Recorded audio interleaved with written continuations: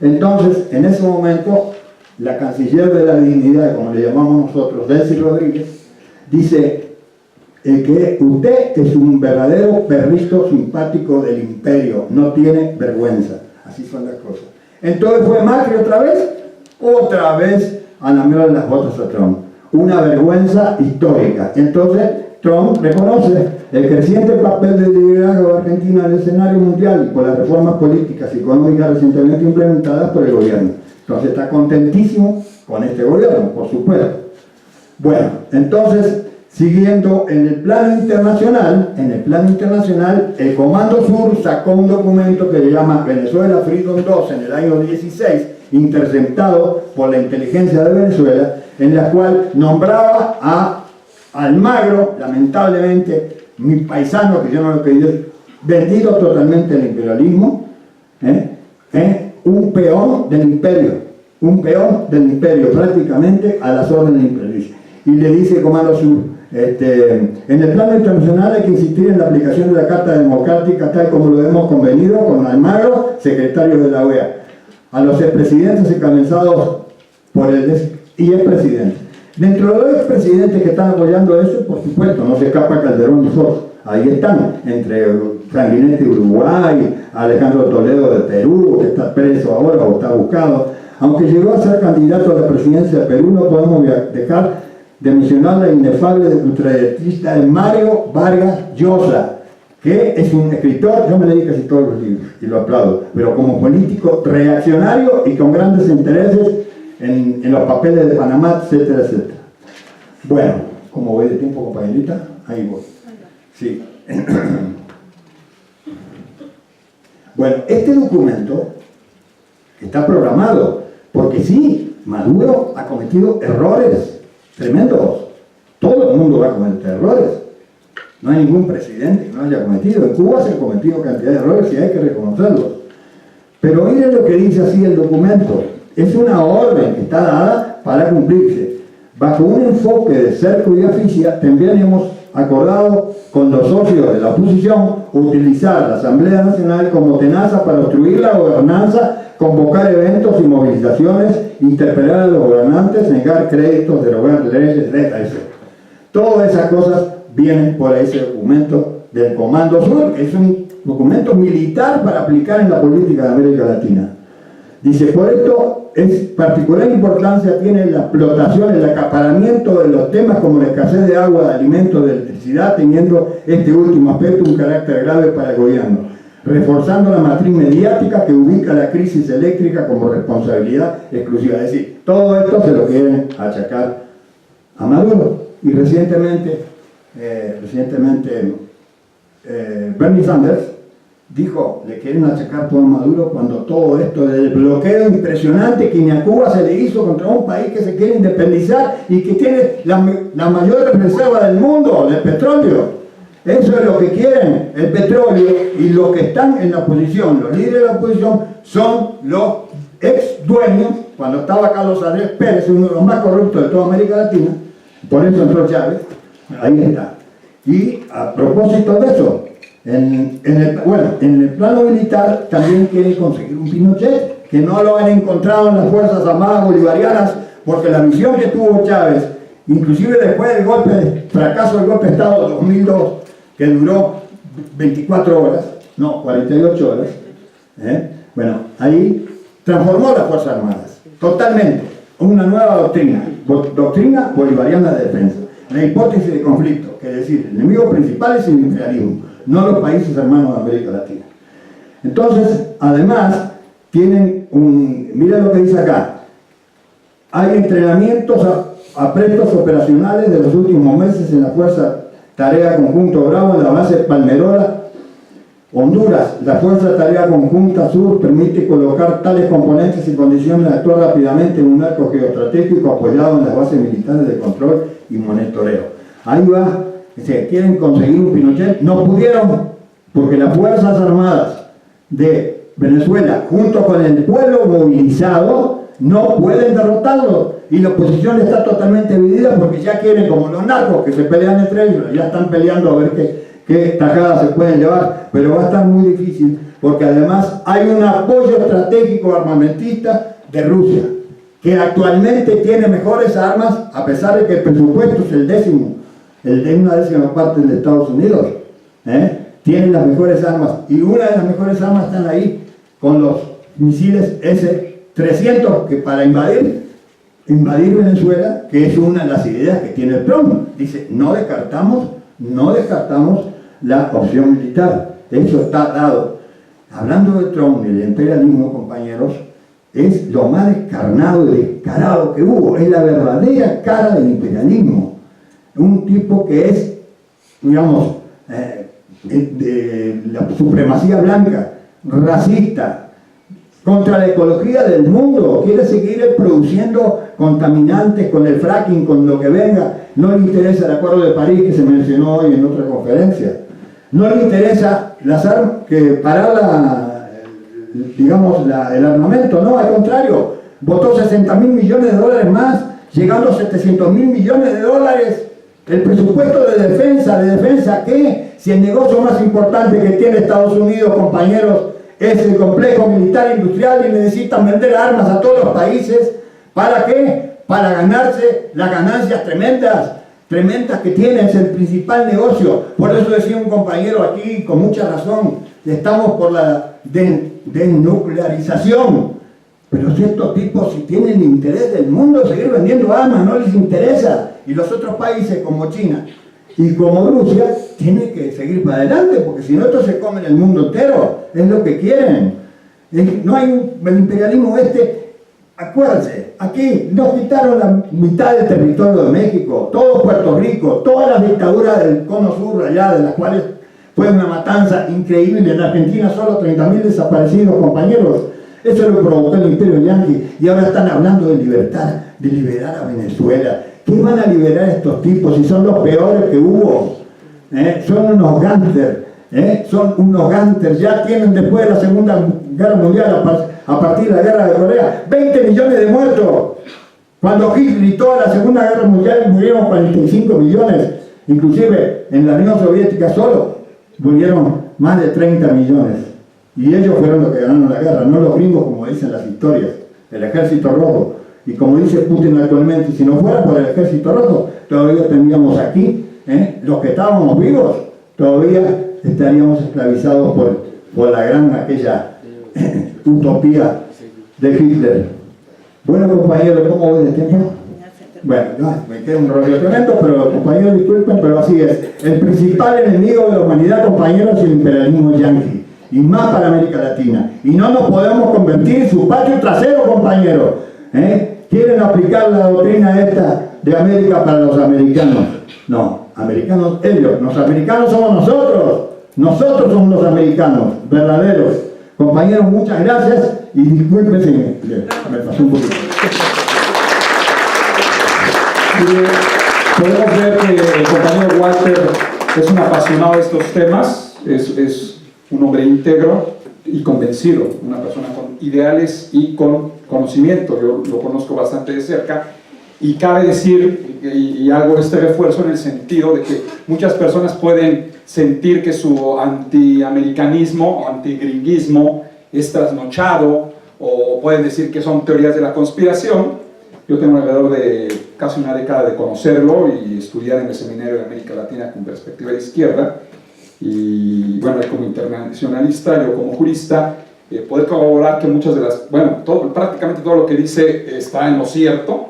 Se dice América para los americanos, pero para los americanos del norte. El imperio mexicano era la América septentrional, y algunos de los récords vergonzantes que tenemos, que sabemos, por ejemplo, el hombre más rico del mundo heredado de un monopolio y este tipo de cosas, es bien sabido por todos, aunque de repente se nos olvida el despojo que mencionó, que todos sabemos de la parte del imperio mexicano. Es el récord de 2,5 millones de kilómetros, es el récord que tenemos a nivel mundial de la mutilación de un Estado-nación como no lo ha habido en la historia, y se nos olvida. Así solo falta que Peña nos diga, ya supérenlo, como se estaba diciendo en la mañana. Un fregadazo de esos, difícilmente puede haber una resiliencia, bueno, en el siglo XIX menos, ¿verdad? Pero parte de las luchas intestinas que mencionaba el doctor Torres tiene que ver con ese desconcierto, con ese trauma que se generó con la mutilación del territorio. Es decir, no solo nos la tuvimos que ver con la conquista y todo lo que ya sabemos, sino ya México como país, México como nación, tuvo que sufrir esta mutilación.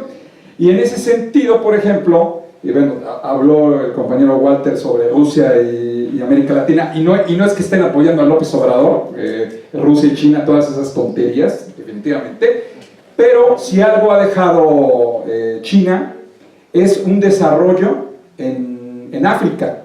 Ningún país le había apostado. Estados Unidos, que nos despojó 2,5 millones de kilómetros, el desarrollo chino, y eso lo tiene muy clara la política exterior china. Estaba invitado Alberto Betancourt, que ya lo invitaremos en la siguiente sesión de seminario, el jefe del observatorio de la UNAM, y el gobierno chino tiene la política de ir dejando desarrollo conforme va invirtiendo.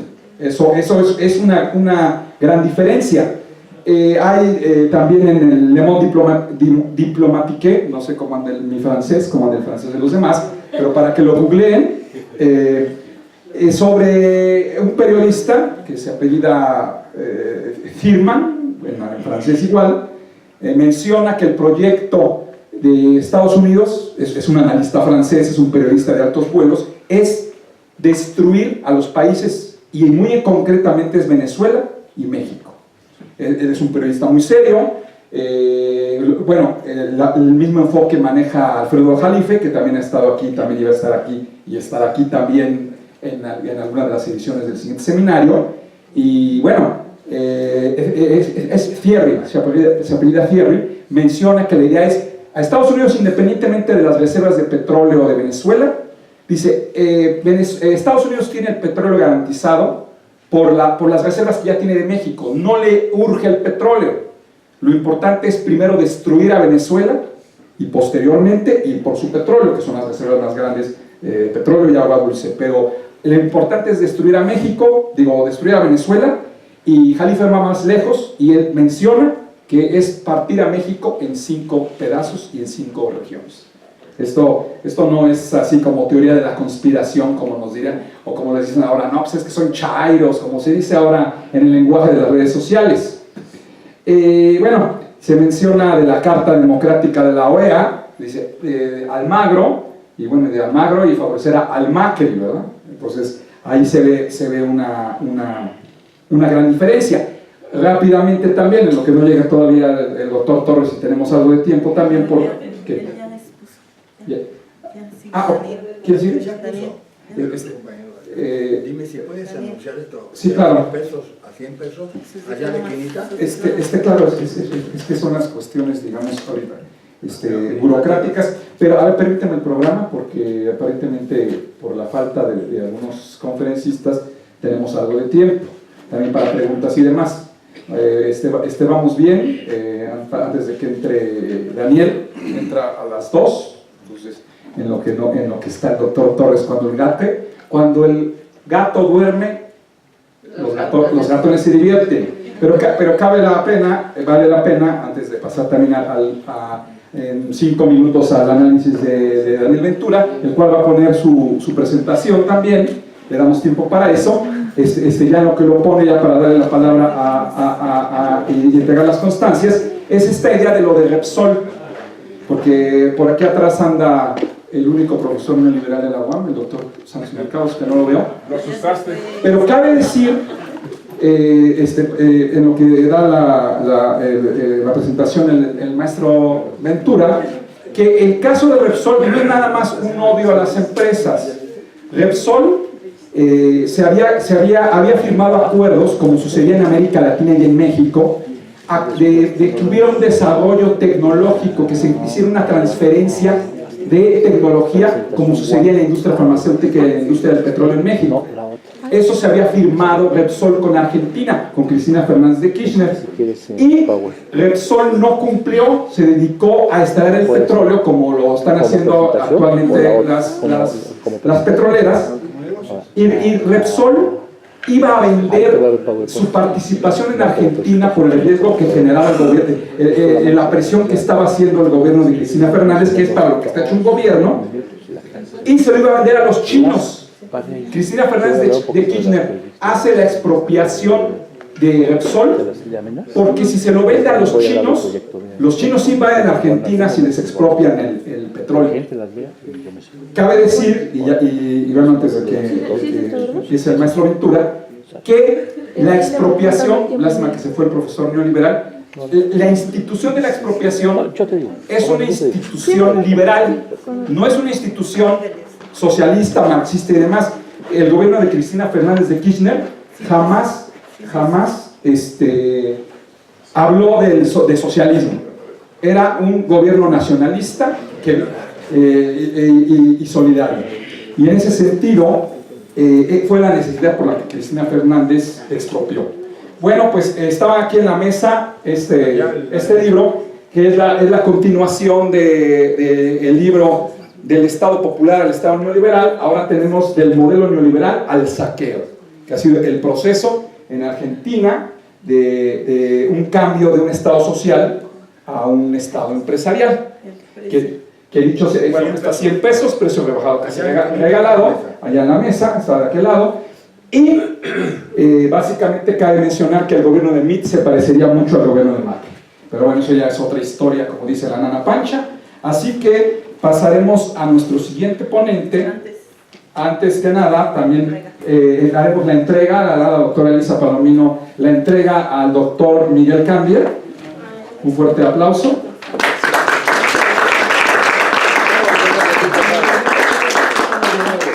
Y la camarada Walter Martínez también.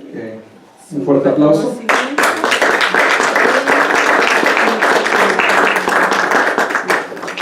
Y bueno, pasaremos con un tema local. Pasamos del sur a lo internacional, en el caso de Argentina, naciones completas, a un caso que está al lado de nosotros, que es el Estado de México, el caso Atenco, la solidaridad comunitaria y de los pueblos en el caso Atenco, por el filósofo Daniel Ventura, el cual es filósofo por la UNAM, con maestría otorgada por la Universidad de Guanajuato.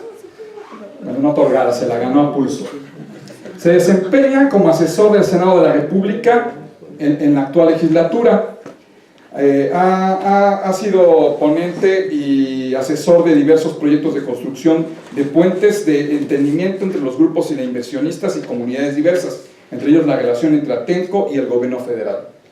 Actualmente, bueno, y también con este asunto del lobby social, ¿no?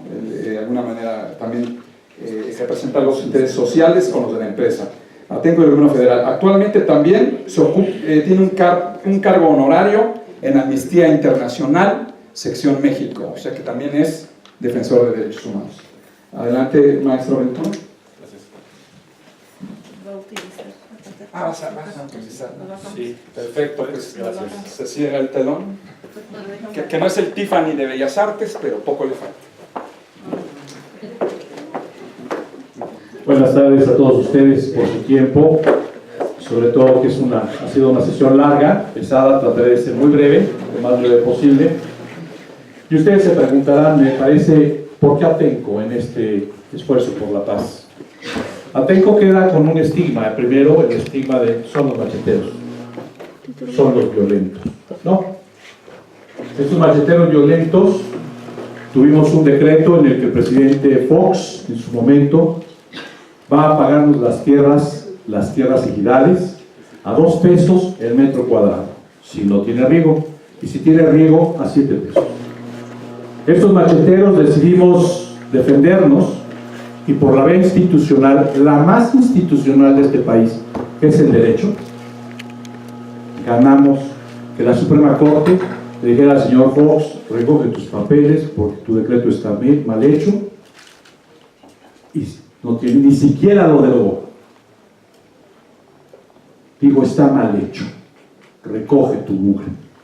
El señor Fox tuvo que recoger no solamente los papeles, sino todos sus excesos. Y nos culpó. nos culpó de que su sexenio se había acabado ahí. El gran proyecto foxista del aeropuerto de Texcoco había terminado. Y él había dicho, si no se hace, México se colapsa. Una tragedia. Ni se colapsó. Si quieres apagar la luz para que vean más. Y pon la otra lámina, pues este es. Ni se colapsó, ni le pasó nada. Y de hecho con el nuevo aeropuerto tampoco va a pasar nada, porque el nuevo aeropuerto va a ser exactamente que el aeropuerto Benito Juárez. ¿Qué va a tener? 2 pistas, igual que Benito Juárez. Un aeropuerto terminal, igual que Benito Juárez. Y las otras 4 pistas están programadas hasta el 2060. O sea que para el 2060, quién sabe si los aviones despeguen todavía en forma horizontal. Entendiendo que hoy el mundo no es lineal, sino tecnológicamente exponencial, seguramente no vamos a necesitar ese aeropuerto. Pero en fin, una de las justificaciones es, China está haciendo 12 aeropuertos, sí, pero China los está haciendo en año y medio. Nosotros llevamos 8. China tiene un control en el que le ha costado, transitando a pesos mexicanos, cada aeropuerto, 480,000 millones de pesos mexicanos. Y China es superavitario, México es deficitario, y ya va en 1.500 millones. La Auditoría Superior de la Federación dice, faltan 1.000 millones, ya se los chingaron, ¿dónde están? Ya se pagaron constructoras, ya se pagaron caminos, ya se pagó el ferrocarril, ¿dónde está? Todas esas obras que se pagaron, ¿dónde están? Bueno, Atenco está en una región, y eso es muy importante, muy violenta, una de las más violentas del mundo, no del país, es la más violenta del país, ¿eh? No es ni Ciudad Juárez, ni la frontera del norte, ni la frontera del sur, no, es este corredor que viene de Zumpango a Mecameca.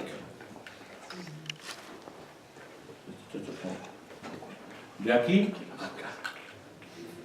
Esta región, que es la conocida como el Oriente Mexiquense, es la más peligrosa de toda Latinoamérica. Y en esta región se encuentra San Salvador Atenco. Este es el caracol de Carlos Slim, y todo esto es Atenco. Y aquí se está construyendo el nuevo aeropuerto. Toda esta zona es el nuevo aeropuerto, que se está construyendo a pesar de que jamás se nos consultó. Y cuando se nos consultó dijimos, pues no, nosotros no tenemos necesidad de aeropuertos. La gente en San Salvador Atenco somos gente sencilla. Usamos coche, pecera, taxi. Cuando necesitamos salir, pues vamos al Benito Juárez, los que tenemos que hacer algún vuelo, y sin mayor problema. Como ven, en sentido estricto no hay ninguna necesidad de ese aeropuerto. Pero bueno, ya está. Ya nos lo impusieron. Obviamente el tema de los garrotazos fue parte del castigo. Y el habernos dejado desde Fox, todo el sexenio del señor Calderón y una gran parte de este, sin ningún apoyo social, pues fue parte del castigo. Incluidos los pozos de agua, las concesiones de pozos de agua al ejido, que estaban protegidas por el decreto presidencial de constitución del ejido, pues nos los quisieron quitar. Ya menos se llaman los machetazos. Hace 6 meses, 6-7 meses, tuvimos un enfrentamiento ahí, un jaloneo con el ejército mexicano, porque el ejército mexicano todavía no tenía los límites del polígono del aeropuerto. Sale la tropa con sus camiones, invade el ejido, y pues los ejidatarios salimos en defensa de lo que tenemos que defender, nuestra tierra. El capitán del ejército dio marcha atrás, se volvió a meter, y nosotros dijimos, pues ya no tenemos que sacar el machete. Pero estas tensiones, pues a nadie le gustan, ni a nosotros ni a ellos. Tenemos una compañera Nieves, en la que se hizo ahora se está construyendo también junto al aeropuerto todo el programa operativo del aeropuerto. Una autopista que viene de Lechería, muy bonita, muy elegante, 4 carriles y toda la cosa, acotamientos y todo, pero a los pendejos se les olvidó comprar los acotamientos. Y se les olvidó comprar el terreno de la señora Nieves. Porque la señora Nieves tuvo el descaro de decir, oigan, ¿cómo me van a pagar a mí si lo que quieren es correrme de aquí? Si me pagan, yo no vendo mi terreno. Lo que quieren ustedes es que yo cambie mi estilo de vida, está bien, por la República, está bien, nada más páguenme cambiar mi estilo de vida. Y tiene toda la razón. Toda, absolutamente toda la razón. Porque la tengo, la extrema pobreza no llegó, y si me pasas, perdón, ese es el campo. ¿Por qué digo que es el más peligroso? Ahora sí, por esto, miren. Aquí tenemos a Ecatepec, que es la joya de la corona del surrealismo, del infierno dantesco que se vive en el oriente mexicano. Tenemos más de 200 demandas de violencia familiar. Ojo, no sabemos si están resueltas, no sabemos si hay sentencia o qué pasó. Tenemos secuestros, más de 400, son estadísticas anuales del 2016. Tenemos desaparecidos, casi 700, poquito más de 700 de extorsiones.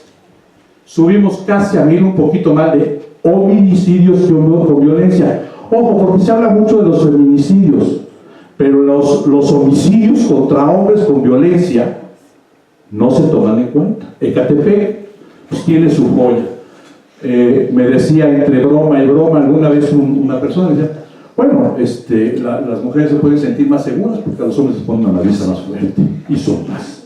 Es una tragedia esto. Y por último tenemos el tema de extorsión, feminicidios, ¿cuál es? Secuestros. Más de 1200 secuestros en un año en Ecatepec. Secuestros sin resolver, o sea, no sabemos qué pasó, no sabemos si los encontraron, si pagaron rescate, si los rescataron, si los mataron, si los mutilaron, no tenemos idea. Tenemos Atenco. Atenco prácticamente no tiene feminicidios, no tiene homicidios, no tiene desaparecidos. Secuestros tuvo 2, extorsiones tuvo 7 y violencia familiar, ahí sí estamos más cabrones, o sea, tenemos 46. Bueno, ¿qué pasa con este tema? Netza y Chimalhuacán pues están entre los 400 y los 200 todos sus indicadores de violencia. Ixtapaluca, Toloyucan, Coacalco, Tecámac, Solidaridad, Texcoco, Chicoloapan, La Paz. Este es el escenario de violencia que se vive en el oriente mexicano. Por eso ninguno de ustedes, ni ebrios, irían un fin de semana a pasársela en Ecatepec o en Netza, en Iztapaluca. ¿O sí? ¿Se animarían? ¿Verdad que no? Bueno, la siguiente. Esta es la base, estos son los datos de toda esa estadística. Ahí está. Los casos pormenorizados, nuevamente. 0 feminicidios, 0 homicidios, 0 desaparecidos, 36,5 de violencia familiar, 1.82 secuestros y 1.82 de extorsiones en un año. Es decir, Atenco es muy tranquilo. ¿Por qué? Porque Atenco tiene algo que es lo que ahora quieren y por lo que se hizo el aeropuerto. 16,000 hectáreas agrícolas, es decir, un llano. Y eso para los inversionistas inmobiliarios pues es un tesoro. Y los inversionistas inmobiliarios, ¿quiénes son? Pues los gobernadores y sus secuaces. Casas Feo, Sadasi, todo eso son sus cuates. Entonces, pues vamos a hacer más casas y vamos a venderlas. En 16,000 hectáreas caben alrededor de 2 millones de casas. 2 millones de casas barato a 1 millón de pesos son 2,000 millones de pesos, sin mayor problema. Pero además se puede hacer con apoyo social, no necesitan ellos poner su dinero. Por ejemplo, ahorita la Zagarpa, curiosamente, nos da la posibilidad de que pongamos riego en nuestras parcelas con un tubo a cada 50 metros. O sea, si la parcela es de 1 hectárea, yo para qué quiero cada 50 metros. Más bien lo que están haciendo o lo que pretenden hacer es ya poner las tomas de agua de lo que van a ser los lotes que se van a vender. ¿Y qué creen? El grupo aeroportuario nos regaló toda la tubería, toda absolutamente. casi 9 millones de pesos, la regaló para los ejidos. Tenemos una empresa que no ve sus costos e ingresos, ve la posibilidad de agradarle a la sociedad. Cuando algo es tan fácil, allá hay piedra metida, y allá hay piedra metida. Bueno, si se hace así, de este formato, el grupo aeroportuario o el gobierno mexicano puede perfectamente imponer su proyecto operativo aeroportuario. ¿Por qué? Porque el aeropuerto solo no funciona, necesita caminos, necesita tiendas, necesita hoteles, necesita autopistas, y más en esa región en la que no hay nada. ¿Por qué Atenco no se contaminó de toda esta violencia del oriente mexiquense? No porque los atenquenses seamos buenos y buena onda, no. Por una razón, por esas 16,000 hectáreas que le daban de comer a la gente. Entonces la gente puede tener sueldos muy bajos, pero pues salen y dicen, vete por unos quelites, vete por maíz. Mucha gente hace maíz para el autoconsumo, produce maíz para el autoconsumo. De todas las cosechas de frijol hay autoconsumo, de hortalizas hay autoconsumo. Todo lo que se produce en Atenco primero es el autoconsumo y después es la comercialización. Algunas tierras que producen levadura han sido rentadas a algunos productores de levadura para vendérsela a la cervecería Modelo. Bueno, así que cuando se echan una Modelo, luego la agarran malta de Atenco. Bueno, el tema al final del día es que esto hizo que Atenco no cayera en esta desgracia de prostitución social. ¿Por qué? Porque todo esto ha sido la estrategia de gobierno. Es decir, ¿qué es lo que sucedió en el Estado de México? La violencia no surge de las comunidades, ni surge de los colonos, la violencia surge de un gobierno violento que con políticas públicas violentas violenta a los ciudadanos. Y entonces los ciudadanos tenemos que responder. Y a los violentos no se les puede responder con la racionalidad de hoy vamos a tener academias, ahí vamos a tener un foro, pues nos van a mandar al carajo. Y entendiendo lo peor. Yo me acuerdo cuando el centenario de Marx, ahí en las Torres Gemelas, se puso un póster tremendo, del tamaño de media torre, en la que decía Seminario de Carlos Marx. Y la había puesto una de las consultoras, Warner Brothers o no sé qué, más importantes de mercados en el mundo. Es decir, el capitalismo tiene la enorme capacidad de asimilar todo, hasta Carlos Marx. Hay estudiosos capitalistas que estudian a Carlos Marx y producen críticas sobre Carlos Marx. Estos capitalistas están aquí. Y estos capitalistas fueron degradando todo esto. ¿Por qué? Porque los hicieron ciudades dormitorio. Lo más trágico es que a nivel de anual, estas son las cifras de concentración. En esta región, ese mapa, esa ruta tan orgulloso Peña de su mexiquense, circuito mexiquense, que no tiene un puente peatonal, óigase, un puente peatonal desde Cuautitlán Izcalli hasta San Martín hasta la salida a Puebla, no lo tiene. Una. Dos, lo confinó, es decir, nadie puede cruzar por ahí.